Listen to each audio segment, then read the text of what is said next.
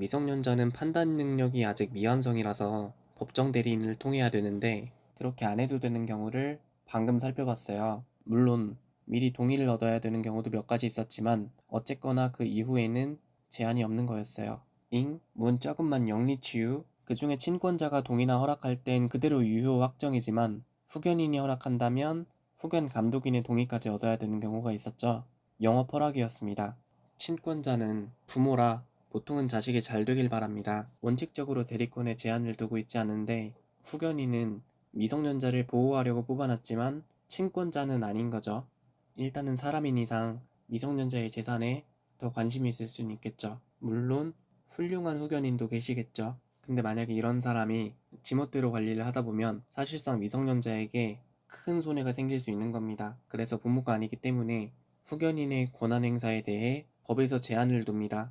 아까 잠깐 봤던 영업 허락 말고도 미성년 후견인이 미성년 후견 감독인의 감독을 받아야 되는 경우는 총 6가지가 있어요. 보시면 신중하게 결정해야 되는 것들입니다. 그래서 후견인뿐 아니라 후견 감독인의 동의까지 받아야 됩니다. 외우는 순서가 중요한 건 아니라서 법조문에 있는 내용을 순서를 조금 바꿔봤어요. 이 중에 보면 영업에 관한 행위가 있죠. 그래서 아까 말씀드린 영업 허락이던 그 제한이나 취소든 후견 감독인의 동의를 또 받아야 돼요. 그래서 영업 허락, 취소, 제한을 후견인이 했을 때에는 후견 감독인을 또다시 찾아와야 돼요. 아까 권리만을 얻거나 의무만을 면하는 행위 봤을 때 금전을 빌리는 건 당장 쓸 돈이 생겼지만 나중에 갚아야 될 의무도 같이 생기는 거니까 미성년자 혼자서 못한다고 했는데 돈 빌리는 걸 법률 용어로 금전 소비대차라고 합니다.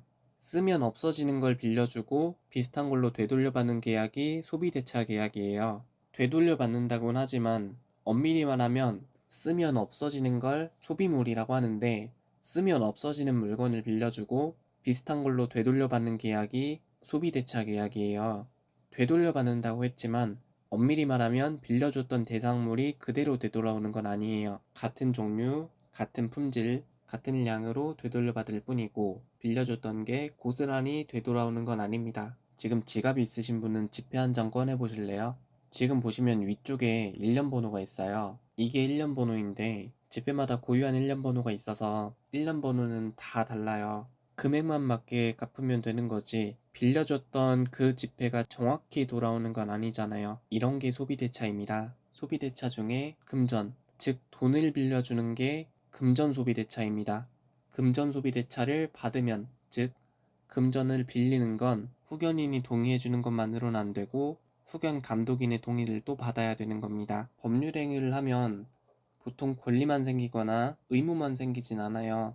보통은 권리랑 의무랑 공존해서 법정 대리인의 동의를 받아서 법률 행위를 해야 되는데 아까 미성년자 혼자서 할 수 있는 경우를 봤잖아요. 이 중에서 권리만을 넣거나 의무만을 면하는 행위는 단독으로 할 수 있다고 말씀을 드렸죠. 그런데 의무만을 면하는 게 아니고 의무만을 부담한대요. 그럼 권리는 없고 의무만 부담하는 거면 미성년자에게 불리한 거예요. 이거 좀 더 신중하게 결정해야겠죠. 그래서 감독인의 동의가 필요합니다. 그리고 소송행위, 부동산 또는 중요한 재산 이런 것도 딱 들어도 중요해 보이고요. 사안이 무거워 보이죠. 그리고 상속도 아까 말씀드렸다시피 한 사람이 죽기 전까지 얻었던 권리와 의무를 포괄적으로 승계하는 거라서 이것도 신중해야 되는 거예요. 그래서 동의가 2번 있어야 되는데 미성년자의 후견인만 동의했을 땐 미성년자도 여전히 취소할 수 있고 감독인도 여전히 취소할 수 있습니다.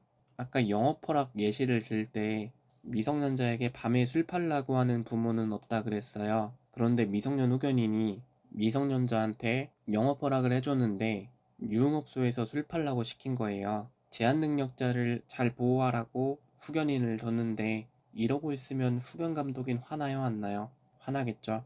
그래서 화나서 어금니 꽉 깨물고 얘기하는 거예요. 애한테 유흥업소를 하겠다고? 당신 금득인 나랑 상담 좀 해볼까? 상담. 읍수 금득 상담. 업이 뭐예요? 영업에 관한 행위. 소는 소송행위. 금은 금전을 빌리는 행위. 득 부동산 또는 중요한 재산에 관한 권리의 득실 변경을 목적으로 하는 행위. 상속의 승인, 한정 승인 또는 포기 및 상속재산의 분할에 관한 협의, 담, 의무만을 부담하는 행위, 업소, 금득, 상담. 이 암기 코드는 어금니 꽉 깨물고 얘기해야 느낌이 삽니다. 다시 읽어볼까요? 얘한테 업소에서 일하겠다고 금득인 나랑 상담 좀 해볼까? 업소, 금득, 상담. 아까 봤지만 미성년자의 법정 대리인이 누구인지 정리해볼게요. 1차적으로는 누가 되고 부모님, 즉 친권자가 법정 대리인이고 2차적으로는 후견인인데 지정한 자가 있으면 그 자가 후견인이 되고 지정한 자가 없으면 선임한 사람이 되는 거고 신중을 기해야 되는 문제. 어금니 꽉 깨물면서 읍수 금득 승듬, 그러니까 이건 읍수 금득 승듬.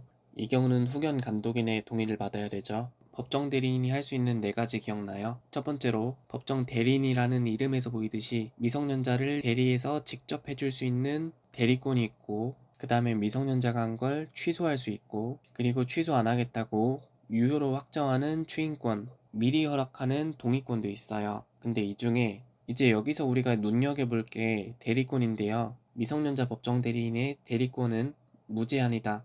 OX, X예요. 만약에 객관식 시험을 푸는데 선지에 단언하는 표현이 나왔다면 그 선지는 일단은 의심을 해봐야 돼요.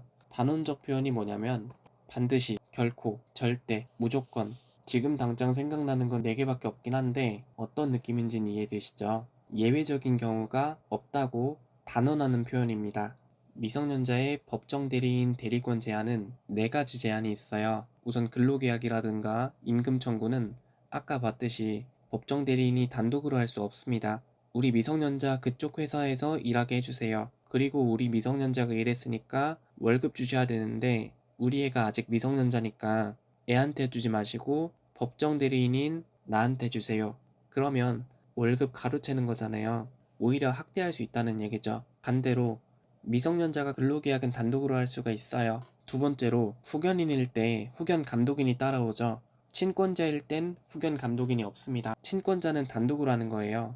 그런데 미성년자의 법정 대리인이 후견인일 때는요. 후견 감독인의 감독사항이 6가지가 있다고 말씀을 드렸죠. 때문에 후견인의 단독 동의만 가지고는 할 수가 없어요. 뿐만 아니라 아깐 동의만 말씀을 드렸는데 동의할 때뿐 아니라 미성년자를 대리해서 할 때에도 후견 감독인의 동의를 얻어야 됩니다. 그래서 이 사안에서 후견 감독인의 동의를 얻지 않았다면 미성년자 본인도 취소할 수 있고 후견 감독인도 취소할 수 있습니다. 동의 얻어야 되는 6가지 기억나시죠? 읍수, 금득, 승듬. 다음으로 이해 상반행위가 됐을 텐데요.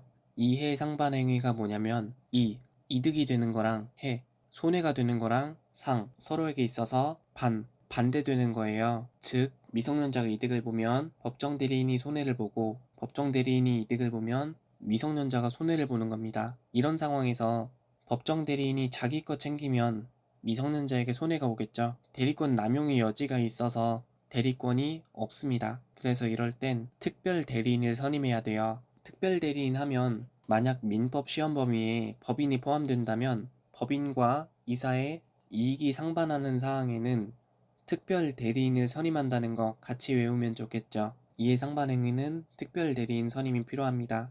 법정 대리인이 미성년자에 대해서 대리권이 있었듯 이사는 법인에 대해 대표권이 있습니다. 대표권이든 대리권이든 내가 한 법률 행위의 효과가 남에게 귀속되는 권한이라 했던 거 지난 시간에 배웠죠. 이사는 대표권이 있지만 서로 이익이 반대되는 상황에서는 특별 대리인을 선임해야 되는 겁니다. 만약 법정 대리인이 자신을 챙기는 게 아니라 제3자를 챙기는 건 어때요? 미성년자 소유 부동산에 저당권을 설정하며 빌린 돈으로 제3자에게 돈을 빌려주면 이해상반행위다. OX, X예요. 좀 어렵죠. 미성년자 소유 부동산에 손해를 끼친 건 맞는데 법정 대리인이 이득 보는 거예요? 아니면 제3자가 이득 보는 거예요? 제3자, 그러니까 다른 사람이 이득을 받죠. 이건 법정 대리인과 미성년자의 이익이 서로 반대되는 거다, 아닌 거다? 아닌 겁니다. 물론 금전 소비대차이므로 신중해야겠죠. 미성년 후견인이 동의했다면 미성년 후견 감독인의 동의까지 얻어야 되는 건 맞아요. 그래도 이해상반행위인지 따지는 건 법정 대리인과 미성년자의 이익이 서로 반대되는 경우만 따지는 거예요. 다른 사람 들어가면 이해상반행위 아닌 겁니다. 만약에 시험 범위에 계약법, 그 중에서 증여계약이 있으시다면 이거랑 비슷하게 증여계약의 해제 사유 중에 보면요. 수증자가 증여자 또는 그 배우자나 직계열 쪽에 대한 범죄 행위가 있는 때라는 말이 나오는데 망은 행위의 주체는 오로지 증여계약의 일방인 수증자의 하나다 보니 수증자의 배우자라든지 직계혈 쪽의 망은 행위는 고려되지 않는 거예요. 그래서 딴 사람이 범죄 행위를 하는 경우에는 해제를 못해요.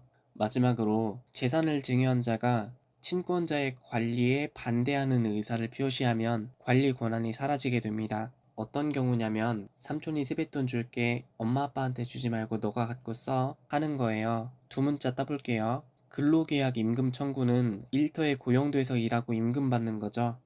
고용에서 고, 후견 감독인의 동의까지 필요한 거, 감독인에서 독, 이해 상반행위가 있을 때 해, 증여자가 친권자의 관리에 반대하는 의사를 표시한 경우, 증여자의 여, 미성년자, 애 돌보느라 힘들어 죽겠는데 일에서 대리권 뺏고 절에서 대리권 뺏고 노고를 인정해주는 게 아니라 대리권을 뺏어버리면 고독해요, 안 고독해요?